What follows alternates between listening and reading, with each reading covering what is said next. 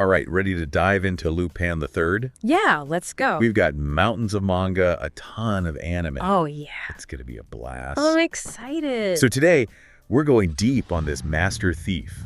Figure out what makes him tick. It's amazing he's been around for over 50 years. Oh, no. And people still can't get enough of him. Master thief, charming rogue. He's got that cool factor for He's sure. cultural icon, the whole package. So who I.S. Lupin the Third? Like, we know he says he's the grandson of that gentleman thief. What was it? Arsène Lupin. Arsène Lupin, right? Right. But, like, is there more to it? Well, Monkey Punch, the guy who created Lupin, he took that idea, that, gentleman thief vibe, and he kind of threw in some James Bond for good measure. So he's not your average crook, huh? No, not at all. Suave spy, gentleman thief. Totally unique. And it's not just about the loot for Lupin, is it? It's more like the challenge. Like, he loves pulling it off, you know what I mean? Absolutely. I was reading about this one heist where he replaced a priceless diamond with a fake just because he could. No way. Yeah, it wasn't even about the money. The thrill of the game, that's what drives him. I love that.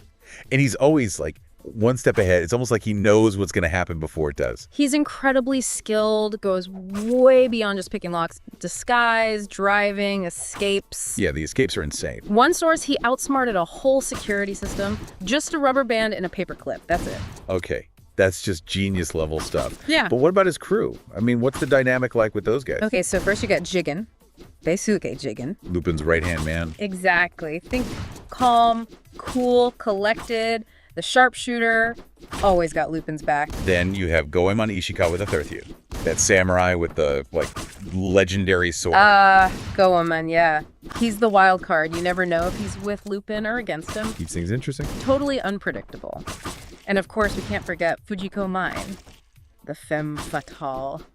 Beauty and brains, and she can play Lupin like a fiddle. Their relationship is, complicated. To say the least. Sometimes they're partners, sometimes rivals, sometimes more. Yeah, you never really know what's going on with those two. And speaking of complicated, what about Inspector Zenigata, the guy who's always trying to catch Lupin? Zenigata. It's like this epic game of cat and mouse, always trying to outsmart each other. But there's, this weird respect there, right? Almost friendship. Definitely. It's like they need each other. Zenigata's obsession pushes Lupin to stay ahead of the game. It's a good point. Yeah. So we got this brilliant thief, his loyal crew, this relentless inspector. But what makes Lupin tick? Is it just the thrill of the heist? That's where it gets interesting. There's this idea that runs through a lot of the source material, that there's a deeper layer to Lupin. Oh, tell me more. Like a moral code, even though he's a criminal. Really? Yeah. There are these instances where he actually returns stolen items. What? Like he steals it and gives it back? Yeah, and sometimes he even helps people in need. Like, I was reading about this one time. He steals a fortune from this corrupt businessman. No way. What do you do with it? Give it all back to the people the businessman had been exploiting. Crazy, right? Whoa, so is he like a Robin Hood type? Well, that's the thing. He still loves the finer things, Fast cars, fancy clothes. So, which is it? Good guy, bad guy? Both. He's a total contradiction. He loves the challenge, the thrill of it all, but there's also a part of him that, wants to right wrongs. It's wild. He's almost like playing a game with society, isn't he? Yeah, using these elaborate heists to expose the flaws in the system, like you said. Mind-blowing. And that's why he's still relevant today, I guess. Right. He's not just a thief. He's a reflection of how messy and complicated the world is. You know what's always struck me? The difference between the manga and the anime. The anime is all fun and games, but the manga gets kind of dark. Yeah, totally. The tone's different. The manga doesn't shy away from violence, and the themes are more mature. Like it explores the consequences of Lupin's actions? Exactly. It's like two different Lupins, almost. The anime, he's the charming rogue, but the manga, there's this moral ambiguity, this darkness. Well, versions are great, though. And they both really draw you in. So why the difference, you think? Maybe it's because the manga came first, Back then, stories were more willing to explore the darker side of things. And when the anime came along, they made it more family-friendly? Yeah, probably wanted to appeal to a wider audience. It's pretty amazing, though. One character, so many different interpretations. And each one adds something new to the story. It's pretty cool. Speaking of different interpretations, Lupin's popped up everywhere, right? Video games, music, even fashion. His impact is undeniable. You see that red jacket everywhere. I know. And the music. Yuji Ono, the composer, he created the sound that's just iconic. So soundtracks are legendary. That mix of jazz, funk. Yeah, and orchestral stuff too. It just captures the energy of Lupin perfectly. It's so recognizable. Hey, did you know that Hayao Miyazaki, like the Studio Ghibli guy, he directed some Lupin episodes early in his career? Yep, it's true. No way. And you can totally see some of that Lupin style in his later work, like those amazing action sequences and the way he blends humor and adventure. That's incredible. Yeah. So Lupin's not just a thief, he's like a pioneer. He inspired all these amazing creators. He's a legend. But there's one thing that I always find interesting. This guy's a master thief, but he often ends up with nothing. What do you mean? Like, for him, it's not really about the treasure. It's the challenge, the act of stealing itself. It's like he's proving something. Right. Showing everyone he's the best. Exactly. He's a showman, a master illusionist, and the whole world is his stage. So he's not after money or jewels. He's after freedom. Yeah.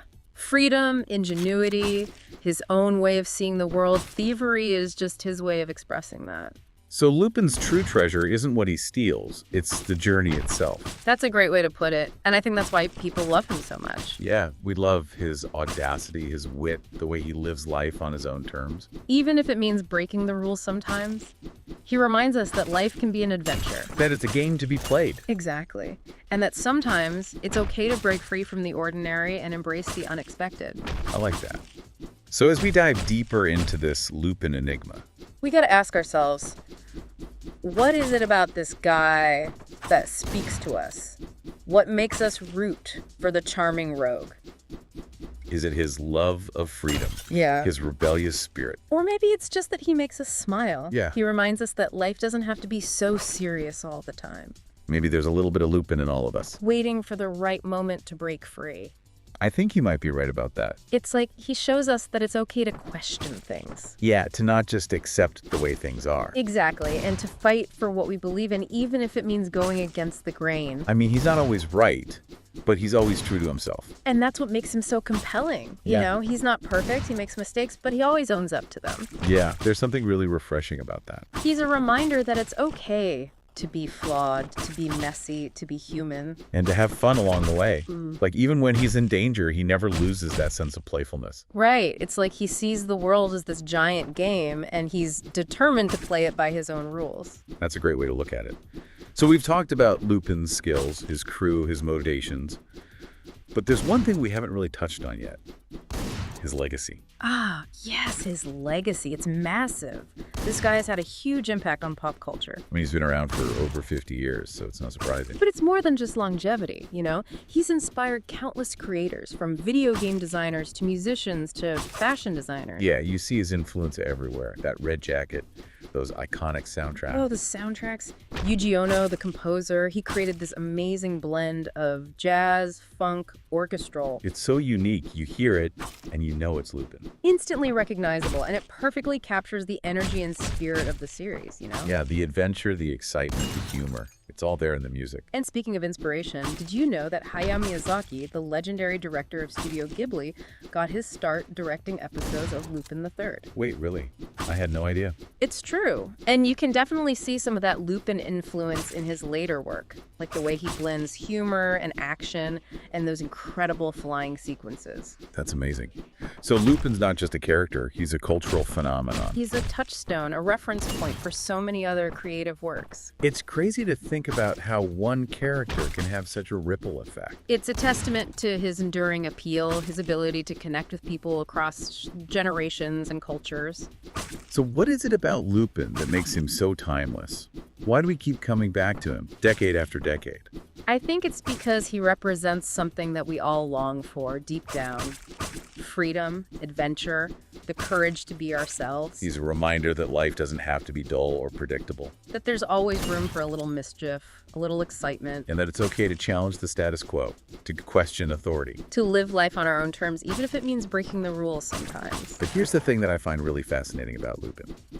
He often ends up empty-handed. What do you mean? Like, he pulls off these incredible heists, he outsmarts everyone, but in the end, he doesn't always get to keep the treasure. Oh, I see what you mean. Yeah, it's true. He's not really motivated by material wealth, is he? No, it's more about the challenge, the thrill of the game. The satisfaction of proving that he can do it. Exactly. It's like he's saying, I can steal anything, but I don't need to keep it. I'm already rich in other ways. Rich in experience, in ingenuity, in freedom. And that's a powerful message, I think. It's not about what you own, it's about who you are. It's about living a life that's true to yourself, a life that's full of passion and purpose. The life that's worthy of a master thief. A life that's worthy of Lupin the Third. It really makes you think, doesn't it? Like, what's truly valuable in life? Yeah, is it the stuff we accumulate? Or is it the experiences, the connections, the things that money can't buy? Maybe Lupin's trying to teach us something, you know? That there's more to life than just chasing after possessions. That true wealth lies in living a life that's full of passion and purpose. And maybe a little bit of danger. Of course. Gotta have some excitement. So as we wrap up our deep dive into the world of Lupin the Third, what do you think listeners should take away from this? I think the biggest takeaway is that Lupin challenges us to question everything. Yeah, to not just accept the way things are, but to think for ourselves. To find our own path, our own code, our own definition of what it means to be free. And to never be afraid to break the rules as long as we're not hurting anyone. Exactly. Lupin's a reminder that life is an adventure, and we should embrace it with open arms. Even if it means getting into a little trouble along the way. A little trouble never hurt anyone. Well, maybe not too much trouble. Fair enough. But the point is, Lupin encourages us to live life to the fullest, to be bold, to be daring, to be ourselves. And to never stop questioning, never stop exploring, never stop diving deep. Well said. On that note, I think it's time for us to sign off. Yeah, it's been a blast exploring the world of Lupin the Third with you. Likewise. Until next time, keep those minds sharp, those hearts adventurous, and those spirits free. And remember, there's a little bit of Lupin in all of us.